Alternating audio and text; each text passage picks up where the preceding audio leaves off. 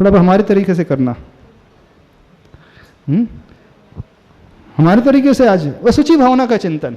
महाराज जी लेकिन अगर ऐसा होता जाएगा तो प्रोपोगेशन ऑफ जनरेशन कैसे होगी महाराज जी? एक तरफ तो अपन बोल रहे हैं कि 4 बच्चे होना चाहिए। अच्छा, अरे अब जिनके 4 बच्चे हो चुके हैं उनकी तो बात कर रहे हैं, जिनके हो चुके हैं, जिनका फुल स्टॉप हो चुका है उनकी बात कर रहे हैं। चलो अभी तो राग कम कर दो, अब तो वैराग्य का भाव ला। आदिनाथ भगवान का श्लोक पढ़ रहे हो, स्तुति पढ़ रहे हो, चित्रम किमत्र यदि ते, क्या है, हाँ, त्रिदशांग नावीर। अब हम बोल रहे हैं अप्सरा का चिंतन करना, सबसे सुंदर मेनका का चिंतन करना। मेनका की उर्वशी, कौन सी अप्सरा? उर्वशी। बहुत सारी अप्सराओं के नाम आते हैं हिंदू मैथोलॉजी के अनुसार। उर्वशी आ गई विश्वामित्र की, मेनका आई थी। हाँ, तो मेनका भी एक, उर्वशी भी आती है ना। हाँ, जो भी आती है वो XYZ नाम में क्या रखा है, हाँ, उसका चिंतन कर लो। लेकिन करना कैसे? नाक से मल यहाँ तक आ गया, होंठ तक आ गया है, और जो पूरा स्टूल भरा हुआ है वो बाहर निकल करके आ रहा है, और नाक के मल के साथ 150 इल्लियाँ भी आ रही लाइन से, और वो पिंपल्स है उसमें से ब्लीडिंग हो रही है, और मक्खियां भिन भिन आ रही हैं। खुला ऑफर, आप जाकर किस कर लो। ठीक है, फिर डॉक्टर साहब बढ़िया है ना, अरे हम मन से ऑफर दे रहे हैं आपको खुला। हाँ, जितना राग आप बढ़ाना चाहो बढ़ाने की छूट है आपको, चलो। नहीं तो फिर वैराग्य पैदा हो कर लो अपने भीतर। किस बल पर आचार्य जिनसेन स्वामी जी खड़े होकर के श्रृंगार रस का वर्णन करते रहे, मन में रंच मात्र भी विकार नहीं आया। बस इसी बल पर, इसी असुचि भावना के बल पर वो देवांगनाएं नृत्य करती रही, फिर भी आदिनाथ भगवान को रिझा नहीं पाई, उनका मन डोल नहीं पाया। सुमेरु पर्वत की भांति वे अचल बने रहे। किस बलबूते पर? बस इसी भावना के बलबूते पर, और कोई रास्ता नहीं है। करो चिंतन, हो जाएगा कल्याण, हो जाएगा। व्रत का पालन बहुत अच्छे से हो जाएगा। यदि हम व्रत का पालन करना चाहते हैं तो आदिनाथ भगवान को इस दृष्टि से देखना शुरू करो। करो। जिन जिन को संदेह होता है, जिन जिन का मन डगमगा जाता है शील व्रत के पालन में, ब्रह्मचर्य के पालन में, इस एंगल से आदिनाथ भगवान का श्लोक पढ़ना और चिंतन करना, जिस एंगल को हम बता रहे हैं। आप चाहो सुंदर पुरुष का ध्यान कर लो, आप चाहो सुंदर स्त्री का ध्यान कर लो, उस अप्सरा का, मेनका का, उर्वशी का, शकुंतला का, जिसका आपको ध्यान करना है कर लो। आप चाहो ऊपर से लेकर नीचे तक प्रत्येक अंगोपांग का भी ध्यान कर सकते। चलो, और खुली छूट दे रहे। लेकिन एंगल हमारा, दृष्टिकोण हमारा, स्किन लेयर कितनी mm की होती है, चमड़ी कितने mm की होती है, बस चमड़ी की को निकाल करके चिंतन करना है। चमड़ी निकल चुकी है, ये लेयर निकल चुकी है, इससे खून ही खून आ रहा है, मांस का लोथड़ा नजर आ रहा है, ब्लीडिंग हो रही है, जैसे रैशेस पड़ जाते हैं ना, अथवा नाखून से आप खुजाल लेते हो, अथवा कोई गिर जाता है, घिसट जाता है, उसके घुटने छिल जाते हैं, पैर छिल जाते हैं, हाथ पूरे छिल जाते हैं, तो कैसे निशान पड़ जाते हैं, खून ही खून दिखने लगता है। और ज़्यादा एक्सीडेंट हो जाता है तो पूरी स्किन निकल जाती है, कट जाता है, मांस का लोथड़ा निकल करके बाहर आ गया, हाँ, जला हुआ है, वैसा चिंतन करना। बस इतना है, शर्त इतनी ही है। वो जो आँख है वो आँख बाहर आ गई है, होंठ है पिंक कलर के, अब पिंक कलर के साथ मांस भी बाहर लटक रहा है, नाक के साथ मल भी बाहर आ रहा है, और नाभि के साथ वो यूरिन भी बाहर आ रहा है, और वो लेट्रिन भी बाहर आ रही है। ठीक है, अब कर लोगे? क्यों? हार्ट का चिंतन करना है, चलो हार्ट का भी चिंतन करना है, उसकी भी छूट। वो ऑपरेशन करके मांस बाहर लटका हुआ, उसका चिंतन। तो राग बढ़ेगा, वैराग्य बढ़ेगा। तो स्त्री के चिंतन से राग की वैराग्य बढ़ता है?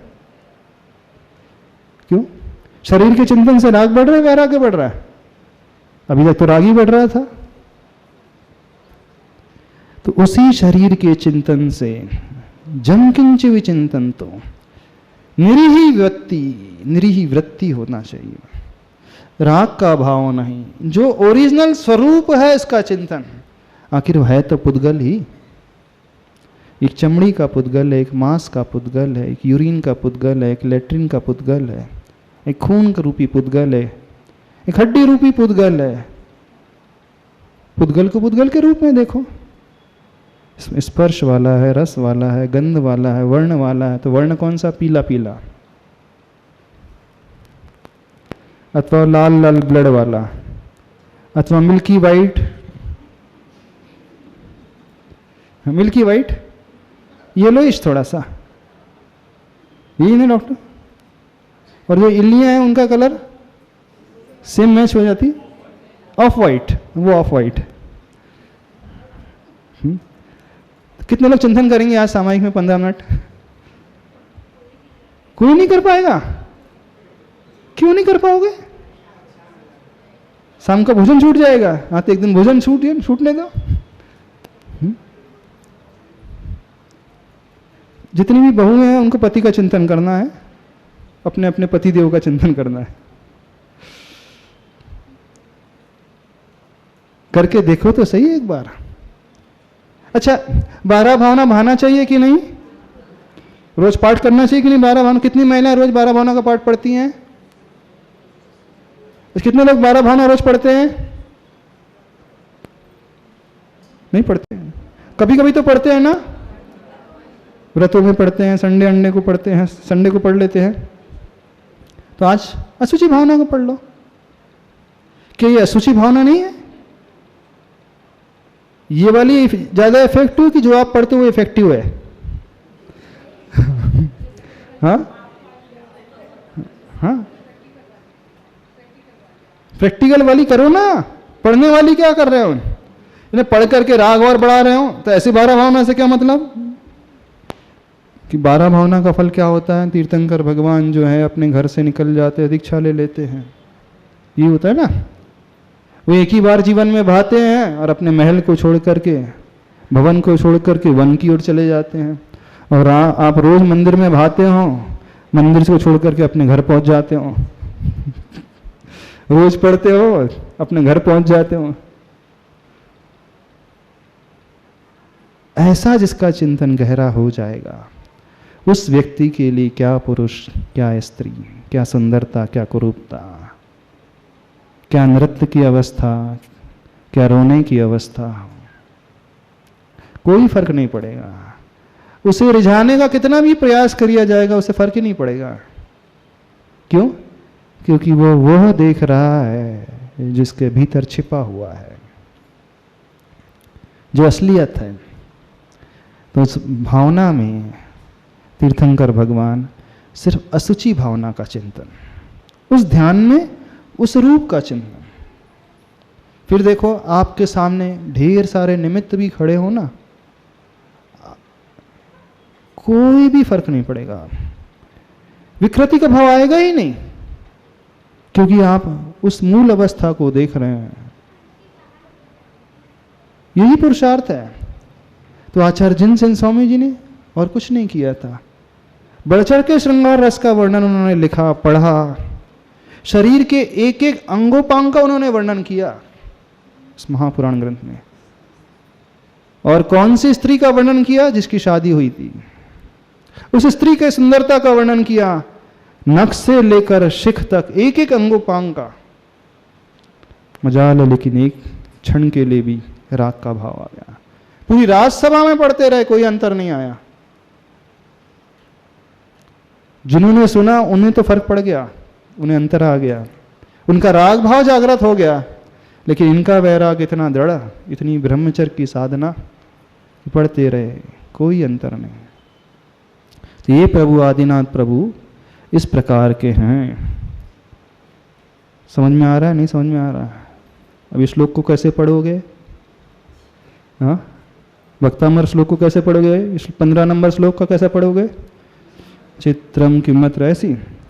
हाँ, आप लोग भी शायद अप्सरा को देखते होंगे। हाँ, अप्सरा नाच रही है भगवान के आगे, तो उसी में अटक जाते होंगे। ऐसे उसमें अटक जाते, कौन से दृश्य में अटक जाते? ज्ञानी और अज्ञानी में यही अंतर है।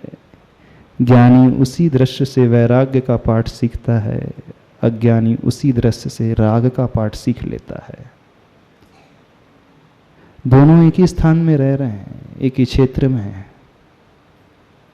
एक क्षेत्र ज्ञानी के लिए वैराग्य दिलाने वाला और वही क्षेत्र अज्ञानी के लिए राग बढ़ाने वाला साबित हो रहा है। स्त्री के शरीर को देख करके उन्हें राग चरम में बढ़ रहा है, छू रहा है, और उसी स्त्री का चिंतन करके उनका वैराग्य चरम को छू रहा है। हाँ, चिंतन कर सकते हैं, मुनिराज करते हैं, लेकिन अशुचि भावना सहित स्त्री का चिंतन करते हैं। अब वही स्त्री उनके लिए वैराग्य को बढ़ाने वाली साबित हो जाती है। निमित्त तो वही है, बस चिंतन का हमारा दृष्टिकोण है, हम क्या लेकर के चिंतन कर रहे हैं। क्या लेकर करके रोए आप लोग? आप लोग भी तो वही अच्छा, बस चित्रम किमत्र यदि ते त्रिदशांगनाभिरनितं मनागपम, बस इतना ही ठीक है आप लोगों के लिए। हमें तो ऐसे ही लगता है। भक्तामर मतलब पाठ है ना, भक्तामर मतलब मुख से पाठ करना। हाँ, नियम और पाठ। चलो, तो ऐसे आदिनाथ प्रभु, यह विचित्रता है संसार का सबसे बड़ा आश्चर्य है। हे प्रभु, वे त्रिदश अंगना यानी वो देवताओं की कन्याएं, देव कन्याएं अथवा वे अप्सराएं आपके आगे रहे, लेकिन मनागपि मनोना विकार मार्गम नीतम, अल्प मात्र में भी आपका मन विकार मार्ग को नहीं ले जा सका। उदाहरण क्या दिया है? कल्पांत काल मरुता चलिता चलेन। कैसी मरुत? मरुत का अर्थ होता है पवन, हवा। कैसी हवा बह रही है? कल्पांत काल यानी जहां प्रलय का दृश्य होता है, उस कल्प काल के अंत में बहने वाली जो मरुत हवा होती है, वो साधारण हवा नहीं होती है, वो प्रलयंकारी हवा होती है, सब कुछ नष्ट करने वाली हवा होती है। बड़े बड़े कुछ साल पहले एक सुनामी आई थी। सुनामी आई थी तो इतनी ऊंची ऊंची लहरें उठी थी कि बड़ी बड़ी बिल्डिंग नष्ट हो गई, बड़ी बड़ी गाड़ियां बह गई। जब साइक्लोन आता है, तूफान आता है, 160 किलोमीटर की स्पीड से हवा बहती है, पेड़ तो छोड़ो, मकान भी ढह जाते हैं, गाड़ियां भी हैं। उससे भी बढ़कर के जो हवा होती है वो कल्पांत काल मरुता कहलाती है। कल्पांत काल मरुता चलित अचलेन, फिर भी वह अचल रहा। क्या? मंदर अद्री, मंदर यानी मंदर, अद्री यानी पर्वत यानी सुमेरु पर्वत। मंदराद्रि शिखरम चलितम कदाचित अपितु न, वो उसके सुमेरु पर्वत के शिखर को चलायमान करा पाया, वो मरुत, वो हवा, वो तूफान नहीं कर पाया। क्यों नहीं कर पाया? क्योंकि वह बहुत दृढ़ता से, उसकी जड़ें जो हैं बहुत गहरी रहती हैं। सुमेरु पर्वत की जड़ें इतनी गहरी हैं, 1000 योजन नीचे जा करके, 99,000 ऊपर वो रहता है और 1000 योजन उसकी जड़ें होती हैं। इतनी इसकी मजबूत जड़ें होती हैं कि कल्पांत काल का भी पवन क्यों ना आ जाए, तूफान क्यों ना आ जाए, वह सुमेरु पर्वत के शिखर को रंच मात्र भी हिला नहीं सकती हैं, वो भाव नहीं आ सकता है। जिस प्रकार वह सुमेरु पर्वत की जड़ें होती हैं, अथवा वह सुमेरु पर्वत अडिग होता है, स्थिर होता है, अचल होता है, क्योंकि पर्वत का एक नाम अचल भी है। पर्वत का संस्कृत में नाम क्या होता है? अचल, यानी जो चलायमान नहीं होता वो अचल कहलाता है। पर्वत कभी हिलता डुलता नहीं है। बिल्डिंग है, देखना हिलने डुलने लगती है। छत पे लोग चलते हैं तो कंपन होने लगता है, सामान्य व्यक्ति मूव होता है और दौड़ता है तो उसका स्लैब थोड़ा सा उसमें वाइब्रेशन अपने को फील होने लगती है, होती है ना। इवन बहुत स्पीड में वो डीजे तेजी से बज रहा हो तो भी वो कंपायमान जैसे होने लगता है ना। इतने से में मकान जो है हिलने लग जाते हैं। हाँ, लेकिन वह सुमेरु पर्वत उस प्रलयंकारी हवा आने पर भी वह अचल रहा। तो जैसे प्रभु वह सुमेरु पर्वत अथवा उसकी जड़ है, हे प्रभु ये आश्चर्य है कि आपकी साधना भी बिल्कुल वैसी ही दृढ़ है। आप भी कभी चलायमान नहीं होते हैं। कब की बात की जा रही है? जब निमित्त बहुत उत्कृष्ट है, छोटा मोटा निमित्त नहीं, सामान्य निमित्त नहीं। देव कन्याएं हैं अथवा वो देव वल्लभाएं हैं, देवांगनाएं हैं, वो नृत्य कर रही हैं आपके चारों ओर, लेकिन आपका मन विकृत थोड़ा भी मनागपी भी नहीं हो रहा है, थोड़ा भी नहीं हो रहा है। ये बहुत बड़ा आश्चर्य है। यानी जिसकी ऐसी साधना हो जाती है, सबसे बड़ी साधना कहलाती है शील की साधना, ब्रह्मचर्य की साधना। इससे बड़ी साधना दुनिया की कोई नहीं होती है। ब्रह्मचर्य की साधना के आगे सारी साधना फीकी होती हैं। इसी साधना के बलबूते पर अतिशय सारे प्रकट होते हैं। क्यों विशल्या का जल औषधि वाला, स्नान वाला जल औषधि को गुण को लिए हुए था। अनंगसरा की पर्याय में 3000 वर्ष तक उसने शील की साधना की थी, स्त्री होते हुए भी की थी। और उसका प्रताप कि उससे शरीर से प्रवाहित होने वाला जल औषधि बन जाता था। बिल्कुल उसी साधना का प्रताप था, और कोई नहीं था प्रताप। कोई देवों के द्वारा दिया हुआ वरदान नहीं था। पूर्व में जो साधना उसकी ब्रह्मचर्य की, शील की साधना थी, उसी का प्रताप। तो ये सबसे बड़ी साधना होती है शील की साधना। जिसने इसे प्रकट कर लिया अपने भीतर, समझना उसने सारा संसार जीत लिया। धन है प्रभु, ये आपकी ऐसी साधना है। बस इस गुण को लेकर आदिनाथ भगवान की स्तुति करें हम, फिर देखिए हमारा भी व्रत निर्दोष पलेगा, अतिचार रहित पलेगा, दोष नहीं लगेंगे। निमित्त आने पर भी दोष नहीं लगेंगे, निमित्त सामने रहने पर भी कोई उसमें प्रभाव नहीं पड़ेगा। क्या पूछना? महाराज जी, निमित्त को नेग्लेक्ट करके नहीं काम हो सकता है कि उसको इतना बुरे तरीके से ही प्रेजेंट करना जरूरी है। निग्लेक्ट नहीं कर सकते उस चिंतन में, उस निमित्त को निग्लेक्ट कर दिया जाए। निमित्त को निग्लेक्ट नहीं किया जा रहा है। जो राग है, राग को कम कैसे किया जाएगा उसका तरीका, सोल्यूशन बताया जा रहा है। नहीं, निमित्त को निग्लेक्ट करके सोल्यूशन नहीं आ सकता कि उसको इतना बुरा ही सोचना जरूरी है कि उसके अंदर के ये है। आज तक आपने अपने तरीके से सोचा ना, फिर भी वैराग्य क्यों नहीं आया? तो नहीं आया। हाँ, निमित्त को रख करके चिंतन किया, निमित्त को कई बार देखा, फिर भी राग कम क्यों नहीं हुआ? क्योंकि उसको निग्लेक्ट नहीं किया कभी भी। अपने आपने सही एंगल से सोचा ही नहीं। जगत काय स्वभाव व संवेग वैराग्यार्थम। वैराग्य की वृद्धि जो होती है शरीर के चिंतन से होती है, काय के चिंतन से होती है वैराग्य की वृद्धि। आचार्य प्रवर उमा स्वामी महाराज श्री कहते, खूब अच्छे से चिंतन करो। जिसे आप प्रेम करते हो उसका चिंतन कर लो, जिसे आप चाहते हो उसके शरीर का चिंतन करो, ऊपर से लेकर नीचे तक करो, लेकिन चमड़ी निकाल करके करना। बस इतना ही कह रहे हैं। समय आपका हो गया, इतने ही रखें। बोले देवादिदेव श्री आदिनाथ भगवान की। श्लोक नंबर 15 इसका अर्थ हो गया था। कल आप लोगों से हमने कुछ कहा था,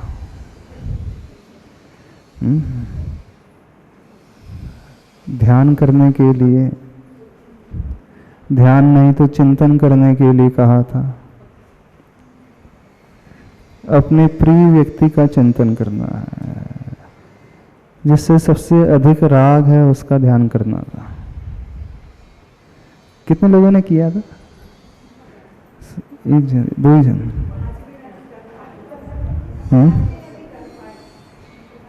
5 मिनट ही कर पाए। करा तो क्या देखा था? जो हमने कहा था वो देख रहे थे कि कुछ और ही देख रहे थे? कुछ लोग हिम्मत नहीं कर पाए। ऐसा चिंतन शायद नहीं हो पाया। ग्लानि हो रही होगी अंदर से। ग्लानि हो रही थी? किस किस को ग्लानि हो रही थी? अच्छा, ऐसा सोचने में डर भी लगता है। अच्छा, ऐसा नहीं सोचना चाहिए। क्यों? क्यों नहीं सोचना चाहिए? अच्छा सोचना चाहिए हमेशा।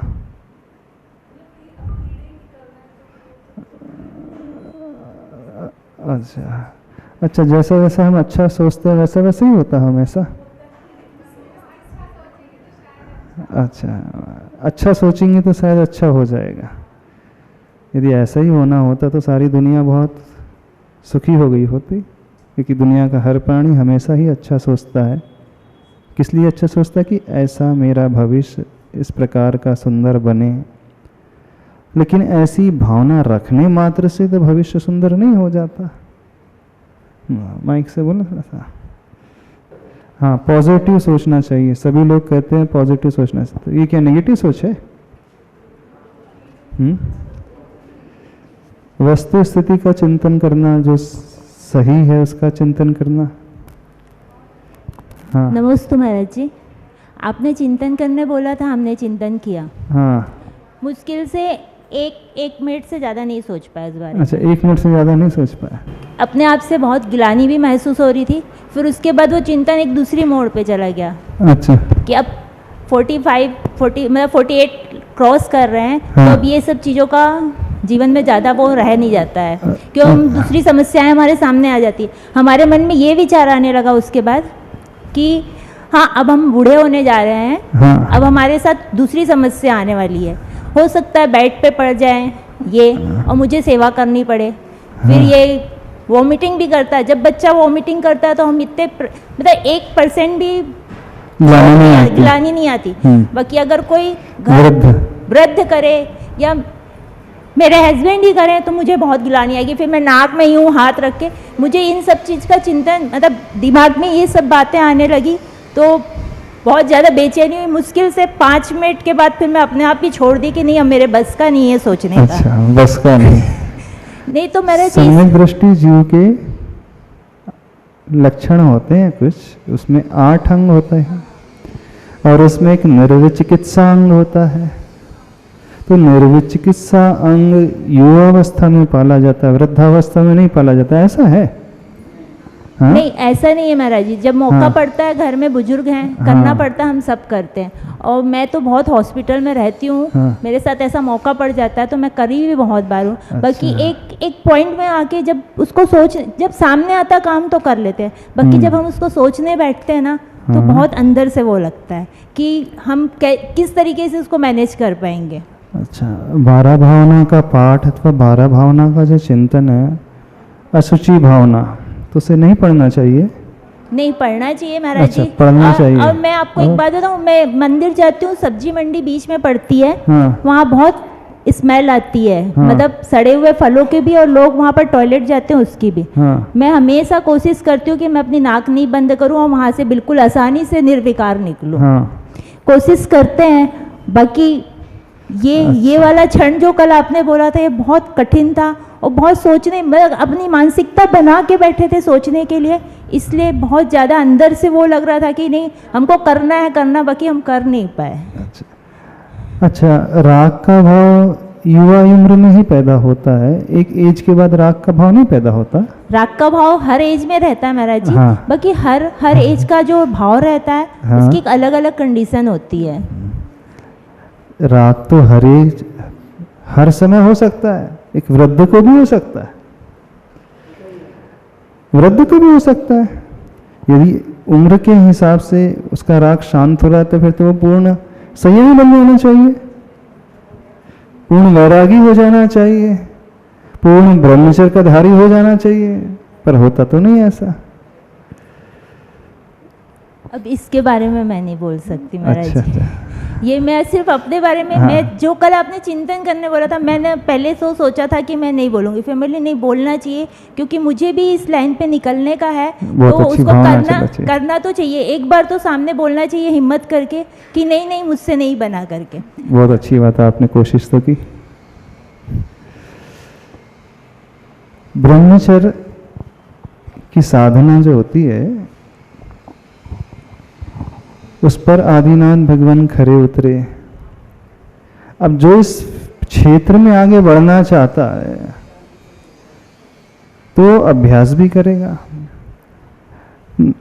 जब हम इस श्लोक को पढ़ते हैं, किस उद्देश्य को लेकर आप इस श्लोक को पढ़ते हो? फिर श्लोक नंबर 15, प्रभु का इतना बड़ा गुण है, इतनी उनकी महानता है, इतनी उनकी दृढ़ता है, तो उद्देश्य कौन सा होता है इस श्लोक को पढ़ने का?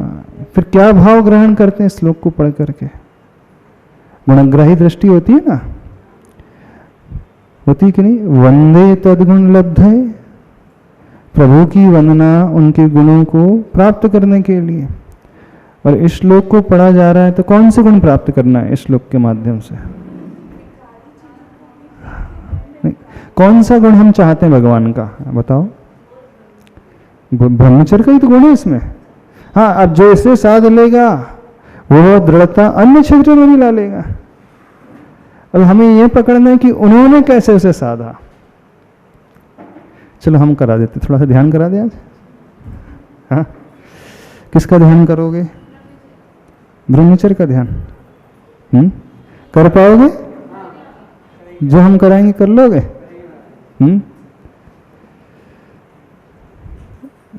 किसको विजुलाइज करोगे? आदिनाथ भगवान को, है ना? आदिनाथ भगवान को कि अपने अपने पतिदेव को विजुलाइज करोगे? हाँ, नहीं नहीं नहीं, भगवान को नहीं, थोड़ा सा। अच्छा, आदिनाथ भगवान को नहीं नहीं। अच्छा ठीक है, पतिदेव को भूल जाए। पुद्गल को तो ध्यान का विषय बना लोगे? शरीर रूपी पुद्गल को ध्यान का विषय?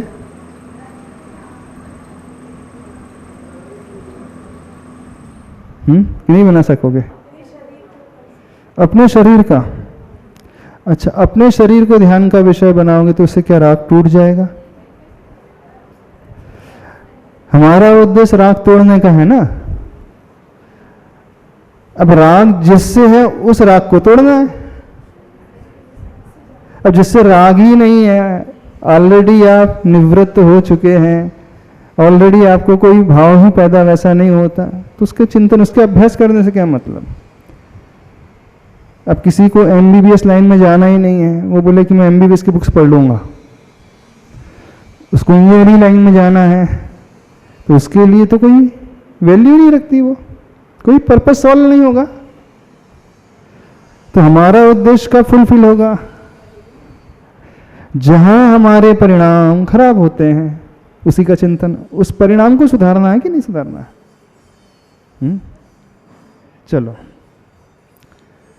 तो सभी लोग किसका ध्यान करेंगे? आदिनाथ भगवान का नहीं, असुचि भावना का ध्यान करेंगे। ठीक है, ब्रह्मचर्य की साधना के लिए। अब असुचि कहाँ मिलेगी? नाली वाली असुचि नहीं। वो दीदी आएंगी, वो बोलेंगे महाराज जी फिर से विषय छेड़ दिया आपने।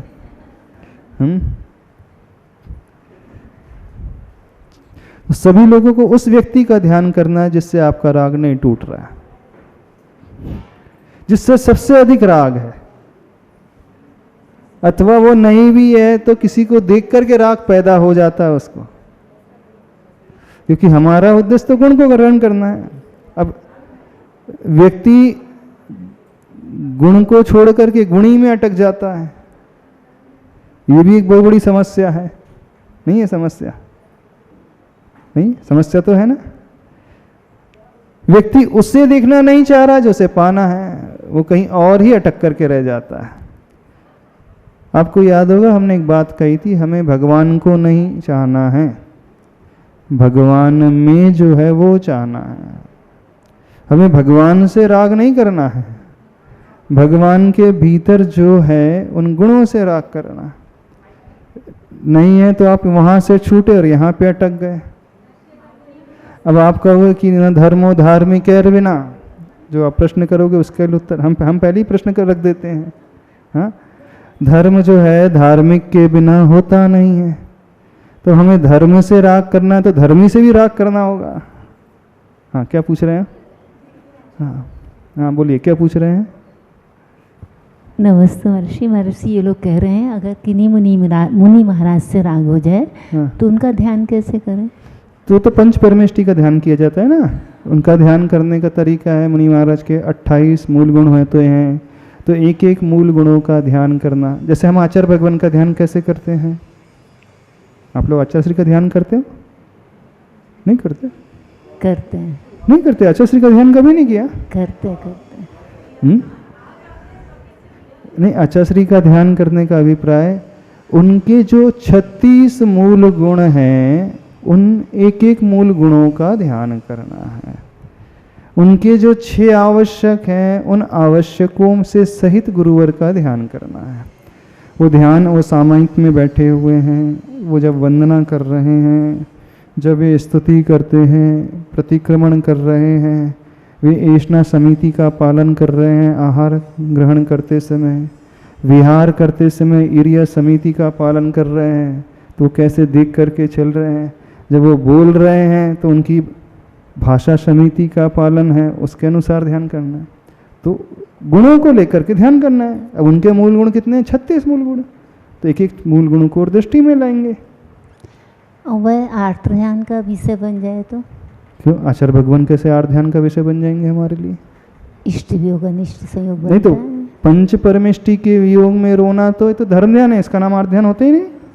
इष्ट वियोग अनिष्ट संयोग नहीं, इष्ट वियोग थोड़ी हो गया ये आर्त ध्यान थोड़ी है। आर्त ध्यान वो कहलाता है जहाँ मोह के कारण रोया जाता है। तो राग के कारण ही तो हो रहा है। नहीं तो पंच परमेष्टि के राग से रोना तो ये धर्म ध्यान कहलाता है, आर्त ध्यान है ही नहीं इसका नाम। यहाँ मोह कहाँ है? यदि हमें गुरुवर से राग हुआ तो गुरुवर से राग क्यों हुआ ये बताना। उनसे राग क्यों हुआ? उनकी इतनी सारी क्वालिटीज़ हैं। अब उनसे राग हो जाता है तो हमारा भी उत्थान हो जाता है। हम 5 पापों का त्याग कर देते हैं, हम अपने जीवन में व्रत संकल्प नियम ग्रहण कर लेते हैं, नहीं हमारे कष्ट जो हैं दुख है वो दूर हो जाते हैं। ये है ना राग का उद्देश्य। और कौन सा राग का उद्देश्य? तो ये तो अच्छा राग है, प्रशस्त। इसे आगम में प्रशस्त राग कहा है। क्या कहा है इसे? प्रशस्त राग। भाव शुद्धि युक्त अनुरागो पूज्य पुरुषेषु इति भक्ति। भक्ति की परिभाषा ही है अनुराग अरिहंत परमेष्टि से गुरु से हो, लेकिन कंडीशन भाव शुद्धि युक्त अनुराग, और उसका नाम ही भक्ति है। और किसे कहते भक्ति? तो अब उनके वियोग में यदि आंखों में आंसू आ रहे हैं तो धर्म ध्यान इसलिए आएगा, होता है ये कि जब उनका वियोग हो रहा है तो हमारे मन में विकल्प पैदा होता है, अब हमें स्वाध्याय कौन कराएगा, है ना? अब हमें प्रायश्चित कौन देगा? अब हमारी गलती हो जाएंगी तो हमें डांटेगा कौन हमें संभालेगा? मन इधर उधर पंचेंद्रिय की विषयों की ओर भागता है। जब उनके निकट रहते हैं तो हमारा मन संसार की ओर नहीं जाता है, मोह की ओर नहीं जाता है, हमारा मन जो है धर्म की ओर लगा रहता है। अब उनके दूर जाने से अब हमारा वो धर्म छूट जाएगा। तो विकल्प किस बात को लेकर के हो रहा है? विकल्प हमारे धर्म के छूटने को लेकर हो रहा है। तो किसी का धर्म छूट रहा है और वो रो रहा है तो ये तो धर्म ध्यान। ये आर्त ध्यान कहाँ से हो गया? अब आप घर परिवार में बेटे के वियोग में रोते हैं, पति के वियोग में रो रहे हैं, वो कौन सा ध्यान? आर्त ध्यान। क्यों आर्त ध्यान? अब पति चला गया, अब कौन कमा करके लाएगा, कौन हमारी खर्चों को पूर्ण करेगा? खर्चे इतने सारे हैं, शरीर लगा है, घर है, बच्चे हैं, उनकी पढ़ाई है, कौन पूर्ण करेगा? यही विकल्प। तो वो मोह के कारण हो रहा है। वहाँ आत्मा की बात कहाँ आ रही है? पति के वियोग में, बेटे के वियोग में आप रो रहे हो तो आत्मा कल्याण की बात तो है नहीं वहाँ। वहाँ परिवार के लिए, शरीर के लिए, इंद्रियों के विषयों के लिए, परिग्रह के लिए, पंचेंद्री का जो विषय संरक्षणानंद होता है ना, उसके लिए विकल्प हो रहा है, तो वो आर ध्यान। लेकिन गुरु के वियोग में रोया जा रहा है तो वहाँ धर्म का वियोग हो रहा है, गुरु का नहीं हो रहा है। अभी तक गुरु की उपस्थिति में आचार्य भगवान के साथ में थे, हमारा धर्म ध्यान बहुत व्यवस्थित हो रहा था। अब जैसे ही उन्होंने कहा कि अब आपको अलग विहार करना है, अब धर्म ध्यान कौन कराएगा? अब उतनी विशुद्धि नहीं पैदा हो पाएगी जितनी उनकी सन्निधि में, सानिध्य में होती थी।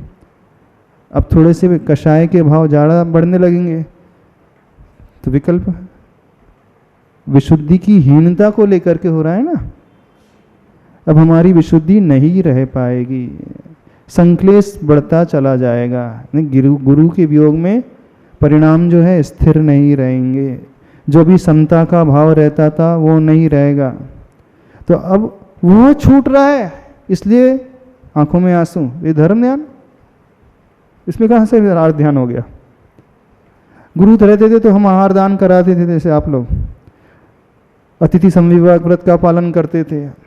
अब उस अतिथि समविभाग व्रत के माध्यम से पुण्य का अर्जन होता था, पाप की कमी होती थी। अब वो पुण्य का अर्जन का निमित्त चला गया, वो कैसे होगा?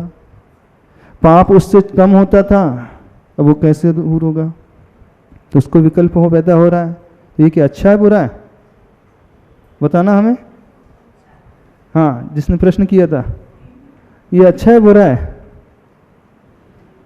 गुरु के वियोग में आंसू आ रहे हैं, अच्छा है बुरा है? बताओ सही। नहीं, बहुत इजी है। तो क्या इसमें डाउट क्या है? आचार्य भगवान ने एक बहुत अच्छी बात कही थी, संस्मरण हमने एक बार शायद बताया भी था। 3 ऐसे केसेस हैं जहां यदि व्यक्ति रोता है तो वो धर्म ध्यान। 3 जगह में आंसू आ रहे हैं तो धर्म ध्यान। बोले कौन से कंडीशन में? पहली कंडीशन, प्रायश्चित से भर कर के आंखों में आंसू आ रहे हैं, धर्म ध्यान। दूसरे के कष्टों को देख करके हमारी आंखों में आंसू आ रहे हैं, धर्म ध्यान। और पंच परमेष्टि के वियोग से हमारी आंखों में आंसू आ रहे हैं, धर्म ध्यान। इनको छोड़ करके अब अन्य जगह इष्ट के वियोग होने पर आंसू आ रहे हैं, वो आर्त ध्यान।